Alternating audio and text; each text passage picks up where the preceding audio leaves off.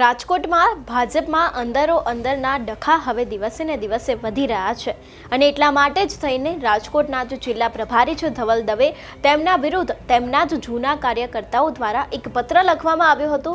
આ પત્રમાં અનેક એવી વાતો કરવામાં આવી હતી, પરંતુ આ પત્રમાં સૌથી પહેલો ઉલ્લેખ કરવામાં આવ્યો હતો રાજકોટના લોધિકા સંઘનો। પરંતુ હવે આ જ બાબતને લઈને ત્યાંના જે પ્રમુખ છે તેમનો સૌથી મોટો ખુલાસો સામે આવ્યો છે। આજે તેના વિશે જ વાત કરીશું। નમસ્કાર, હું હંસિની અને તમે જોઈ રહ્યા છો નિર્ભય ન્યૂઝ। અમરેલીનો લેટરકાંડ હજી સમ્યો નથી। આ બધાની વચ્ચે રાજકોટના ભાજપના નેતા એવા ધવલ દવે વિરુદ્ધ વધુ એક નવો લેટરકાંડ શરૂ થઈ ગયો છે। જો આ લેટરકાંડની વાત કરવામાં આવે તો આની પહેલા આપણે સમગ્ર લેટરને તો સમજ્યો જ હતો, પરંતુ હવે જે રાજકોટ લોધિકા સંઘ છે તેના વિરુદ્ધ પણ અનેક એવા ભ્રષ્ટાચાર થઈ રહ્યા છે તેવી પણ વાત આ લેટરમાં કહેવામાં આવી છે। સૌથી પહેલા તો આ લેટરને સમજવાનો પ્રયત્ન કરીએ કે જેમાં લોધિકા સંઘને લઈને શું કહેવામાં આવ્યું છે અને તે બાદ ત્યાંના જે પ્રમુખ છે તેનો કયો મોટો ખુલાસો સામે આવ્યો છે। જો વાત કરવામાં આવે રાજકોટ જિલ્લાની, તો રાજકોટ જિલ્લાની સૌપ્રથમ વાત કરીએ તો રાજકોટ જિલ્લાના પ્રભારીની જવાબદારી સાંભળતા જ તેણે સૌથી પહેલા રાજકોટ જિલ્લા લોધિકા ખરીદ વેચાણ સંઘના ચેરમેન પદે બેસાડવા 7 આંકડામાં વહીવટ કરી કોંગ્રેસી માણસને રાજકોટ લોધિકા ખરીદ વેચાણ સંઘનો ચેરમેન બનાવ્યો। તે બાદ લખવામાં આવ્યું છે કે આ કામમાં જિલ્લા ભાજપના અધ્યક્ષ અલ્પેશ ઢોલરિયા, જો કે એક પાટીદાર નેતા છે, તેમનું પણ અહીંયા નામ ખાસ કરીને ઉલ્લેખ કરવામાં આવ્યો છે કે અલ્પેશ ઢોલરિયા છે, તેમને પણ ધવલ દવેને આ કામમાં સાથ સહકાર આપ્યો હતો। એટલે સૌથી ચર્ચિત જે રાજકોટની લોધિકા ખરીદ વેચાણ સંઘ છે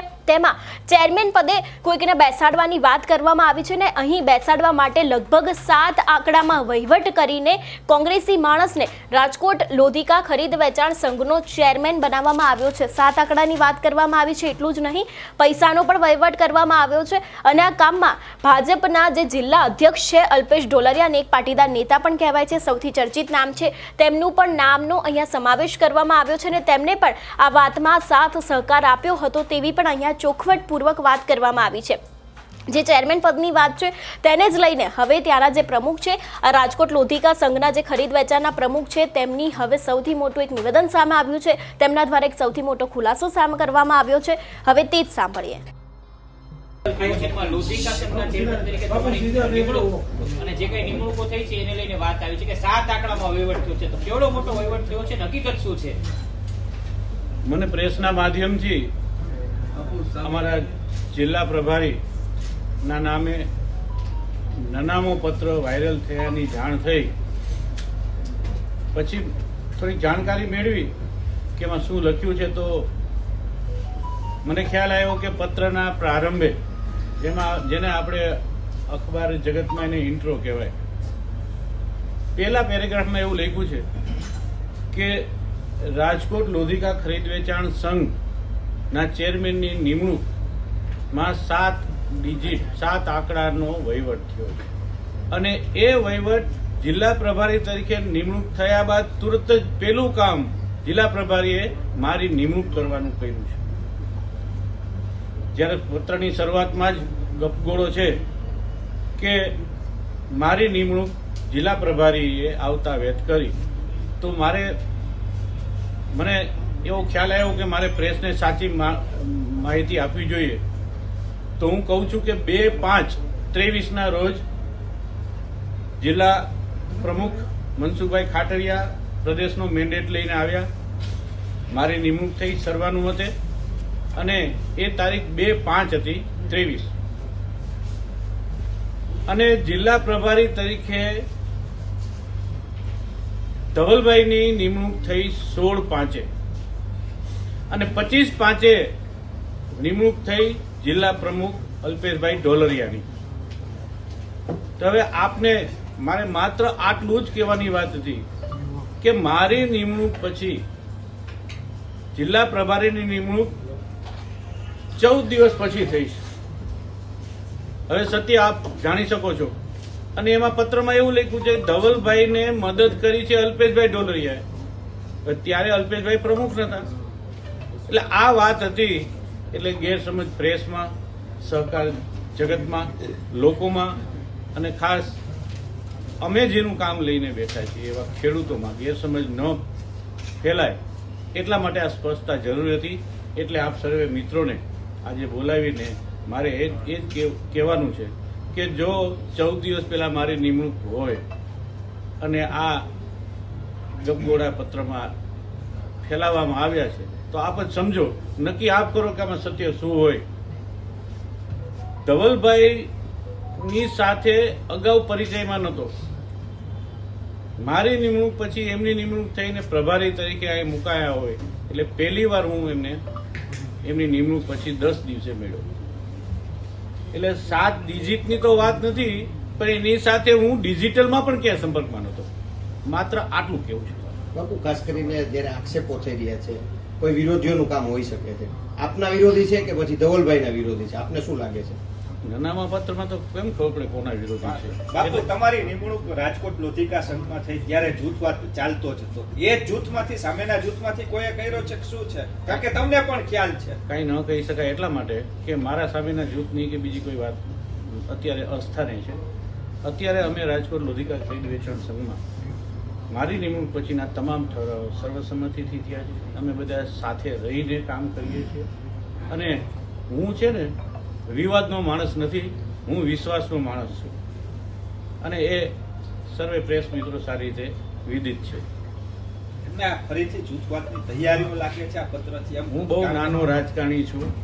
જૂથવાદ માટે કે બીજી વાત માટે કે પત્રિકા માટે કે હું કંઈ કહેવાને એટલા માટે સમર્થ નથી કે હું કંઈ જાણતો નથી અને પછી હું જેમ પત્રમાં ગપગોળો જીકો છે હું પણ જીકું, એ વાત વ્યાજબી નથી.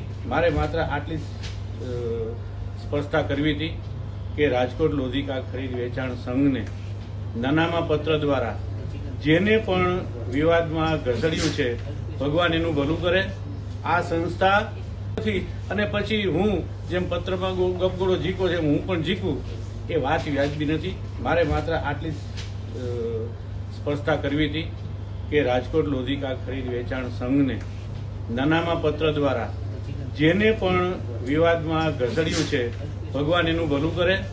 આ સંસ્થા સ્વર્ગસ્થ વલ્લભભાઈ પટેલ, વાલજીભાઈ કલોલા, આ સંસ્થામાં વર્ષો સુધી પ્રમાણિકપણે મેનેજર તરીકેની, જનરલ મેનેજર તરીકેની કામગીરી કરનાર વીડી ભાલારા, આ બધા નેક માણસોની આ સંસ્થા છે અને જે સંસ્થામાં આપણે બેઠા હોય ને એ સંસ્થાનું માતૃ સંસ્થા તરીકે જતન કરવું જોઈએ અને અત્યારે એ થઈ રહ્યું છે.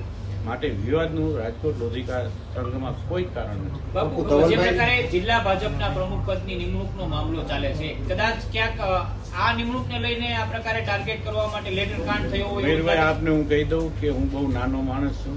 હું સક્રિય રાજકારણનો માણસ નથી. હું માત્ર ને માત્ર હું સ્પષ્ટતા એટલી જ કરું કે આદરણીય નરેન્દ્રભાઈ મોદી, અમિતભાઈ શાહ, એ લોકોના રાષ્ટ્રપ્રેમ, દેશદાજને ધ્યાને રાખી અને આજથી 14 વર્ષ પહેલા હું ભાજપની વિચારસરણીમાં માનતો થયો છું. હું માનતો રહીશ. હોદ્દાને આંતે બધું ગૌણ છે. જિંદગીમાં ક્યાંય ભ્રષ્ટાચાર માટેનું કોઈ આંગળી મારી સામે ચીંધે એમ નથી. જો એ ન હોય તો મારે શેના 7 ડિજિટના દેવાના? આટલી જ વાત કરવી હતી. એટલા માટે કે બીજી કોઈ વાત જાણતા બાપુ, ધવલભાઈને આપ પર્સનલી જાણો છો, પ્રભારી છે આપના, એમની સામે જે આક્ષેપ થયા છે તમને શું લાગે છે? આ સાચા હોય ખોટા હોય? પર્સનલી તમે એમને ઓળખો છો એટલા માટે. એની કામગીરીને લઈને એક પ્રશ્ન ઉભા છે એવું લાગે જિલ્લામાં. ખૂબ સક્રિય માણસ છે, ધાર્મિક માણસ છે અને એના પરિચયમાં પ્રભારી છે એટલે હું હમણાં છેલ્લે આવ્યો. પણ આ બધું રાજકારણ છે એટલે એમાં, અને હું એમાં બહુ રાજકારણી તરીકે નાનો માણસ છું, નાનો હોદ્દો ધરાવું છું. કોઈ પણ વિવાદમાં કે કંઈ વાત ન કરું એ વ્યાજબી છે. ના, ભગવાન બધાનું ભલું કરે સાહેબ.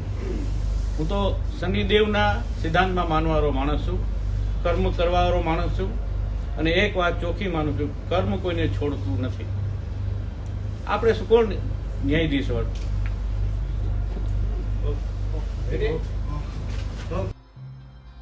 આજે રાજકોટના ભાજપના જે નેતા છે તેમના વિરુદ્ધ લેટરકાંડ કરવામાં આવ્યો છે. તેમાં ફક્ત લોધિકા સંઘની જ વાત નહીં પરંતુ ઘણી બધી એવી વાતો કરવામાં આવી છે. એટલું જ નહીં, હવે આને લઈને પણ પાટીદાર નેતાઓ પણ ખુલાસો કરી શકે છે. એટલું જ નહીં, જે ભારતીય જનતા પાર્ટીના મહિલા મોરચાના મહિલાઓ છે તેમની સાથે પણ આ જે નેતા છે તેમના આડા સંબંધો હતા તેને લઈને પણ હવે ખુલાસા બહાર આવી શકે છે. પરંતુ જો વાત કરવામાં આવે લોધિકા સંઘની, તો લોધિકા સંઘમાં જે ચેરમેનની વાત કરવામાં આવી છે કે તેમાં પણ 7 આંકડાનો વહીવટ કરીને ચેરમેન બનાવવામાં આવ્યા છે. અને એટલું જ નહીં, આની અંદર પાટીદાર નેતા અલ્પેશ ઢોલરિયા છે તેનું પણ સૌથી મોટું નામ સામે આવ્યું છે. જોકે હવે આને લઈને જે ભાજપના જિલ્લાના અધ્યક્ષ અલ્પેશ ઢોલરિયા તે પણ પોતાની પ્રતિક્રિયા આપે છે કે કેમ તે પણ હવે આગામી દિવસમાં જોવાનું રહેશે.